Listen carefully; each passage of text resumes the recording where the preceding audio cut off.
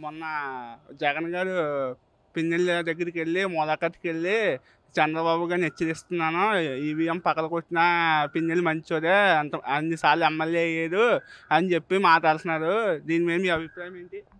ఒకటి సూటిగా అడుగుతూ ఉన్నాం. హెచ్చరిస్తున్నా అంటున్నాడు. నాకు అది చూస్తే నవ్వు వస్తూ ఉంది. చిన్నప్పుడు పిల్లలు ఒకట నాకు చాక్లెట్ తీయకపోతే నేను ఏడుస్తాను అంటారు కదా. ఎప్పుడన్నా చిన్నప్పుడు పేరెంట్స్తో వెళ్ళినప్పుడు నాకు చాక్లెట్ తీసికపోతే, నాకు ఆ బొమ్మ తీసికపోతే నేను ఏడుస్తా అని పిల్లలు అంటారు కదా. ఆ విధంగా అన్నట్టుంది నాకు జగన్మోహన్ రెడ్డి గారు. హెచ్చరిస్తున్నా అంటే ఎవరిని హెచ్చరిస్తావు?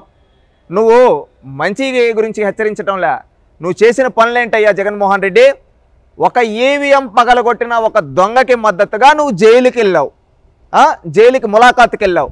అక్కడ బయటకు వచ్చి హెచ్చరిస్తున్నా అంటే నువ్వు ప్రజాస్వామ్య భారతదేశంలో ఉన్నావు జగన్మోహన్ రెడ్డి. అది గుర్తుపెట్టుకో. నువ్వు ప్రజాస్వామ్య భారతదేశంలో ఉంటూ ప్రజాస్వామ్యంలో ఎంతో ప్రతిష్టాత్మకంగా జరిగే ఎన్నికల్లో ఒక ఈవీఎంను పగలగొట్టిన ఒక రౌడీకి మద్దతుగా అతన్ని జైల్లో వేస్తే, అతను చేసిన రౌడీజాలకి అతన్ని జైల్లో వేస్తే, ఎంతోమంది బడుగు బలహీన వర్గాలని మాచర్ల ప్రాంతంలో గొంతులు కోసి చంపిన వ్యక్తిని జైల్లో వేస్తే, రౌడీజం చేసే వ్యక్తిని జైల్లో వేస్తే, పేదల భూములు భూ కబ్జాలు చేసిన వ్యక్తిని జైల్లో వేస్తే అతని పైన నీకు అభిమానం ఉండొచ్చు. ఎందుకంటే నీ చరిత్ర కూడా నేర చరిత్ర, నీ తండ్రి చరిత్ర నేర చరిత్ర, నీ తాత చరిత్ర నేర చరిత్ర. ఈ విధంగా నేర చరిత్ర కలిగిన నీకు అలాంటి నేరాలు చేసేవాడు మంచివాడిగా, సౌమ్యుడిగా నచ్చచ్చు.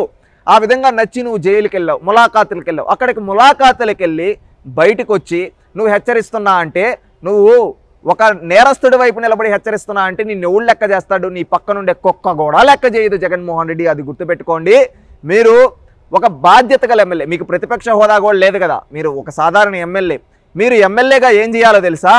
మీ నియోజకవర్గ సమస్యల గురించి, అయ్యా ముఖ్యమంత్రి గారు మా నియోజకవర్గంలో ఈ సమస్యలు ఉన్నాయి అని మాట్లాడితే హెచ్చరించుంటే బాగుండేది. కానీ నువ్వేమని హెచ్చరిస్తున్నావు తెలుసా? ఒక నేరస్తుడికి అండగా నిలబడి హెచ్చరిస్తున్నావు. ఒక నేరస్తుడిగా అండగా నిలబడిన నువ్వు కూడా నేరస్తుడివే. అది గుర్తుపెట్టుకో జగన్మోహన్ రెడ్డి. మారు, పద్ధతి మార్చుకో. నువ్వు ఒక వీధి రౌడీవి కాదు, ఒక ఎమ్మెల్యేవి. ఒక ఎమ్మెల్యే అంటే ఒక బాధ్యతగా ఉండాలి, ఒక హుందాతనంగా ఉండాలి, ఒక గౌరవంగా ఉండాలి. నువ్వు తీసుకునే జీతం ప్రభుత్వం నుంచి తీసుకుంటున్నావు, నీకు సెక్యూరిటీ ప్రభుత్వం ఇచ్చింది. ఆ ప్రభుత్వ సొమ్ము తినేటప్పుడు నువ్వు గౌరవంగా ఉండాలి. ఈ ప్రజాస్వామ్య భారతదేశంలో నువ్వు ఒక ప్రజాప్రతినిధివి. ప్రజాప్రతినిధిగా ఉండేటప్పుడు ఒక హుందాతనం ఉండాలి. ఒక ఈవీఎం పగలగొట్టినోడికి నువ్వు మద్దతు ఇస్తున్నావు అంటే నువ్వు ఎలాంటి వాడు? నువ్వు అన్ఫిట్ ఫర్ ద పాలిటిక్స్. ప్రజలు కరెక్ట్గానే ఇచ్చారండి తీర్పు. ఏంటంటే ప్రతిపక్ష హోదా కూడా లేకుండా కూర్చోబెట్టారు. రేపు భవిష్యత్తులో ఇట్టే మాట్లాడుతూ ఉంటే జగన్మోహన్ రెడ్డి రేపు ప్రజాప్రతినిధిగా కూడా ఎన్నికవడి జగన్మోహన్ రెడ్డి తన సొంత భూమిపైన ఓడిపోబోతున్నాడు. ఆ విధంగా ప్రజలు చీకొడతారు. ఎందుకంటే ఇప్పుడైనా మేలుకో. ప్రజలు నిన్ను లాగి పట్టని బీకారు.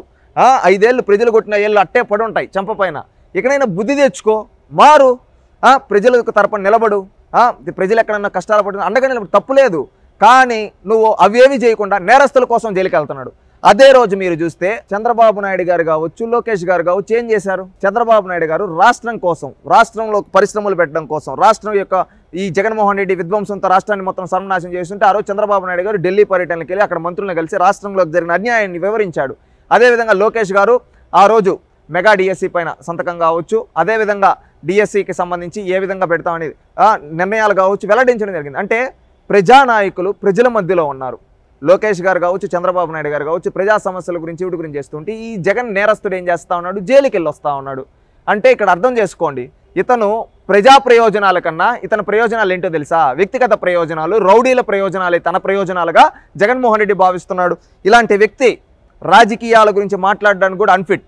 ఇతను హెచ్చరిస్తే ఎవడో భయపడ్డు, వీధి పక్కన ఉండే కుక్క కూడా భయపడదు జగన్మోహన్ రెడ్డికి. అది గుర్తుపెట్టుకొని ఇకనైనా గౌరవంగా, ఒక హుందాతనంగా, ఒక శాసనసభ్యుడిగా నీ బాధ్యతను గుర్తు చేసుకుంటామని తెలియజేసుకుంటూ ఉన్నాం.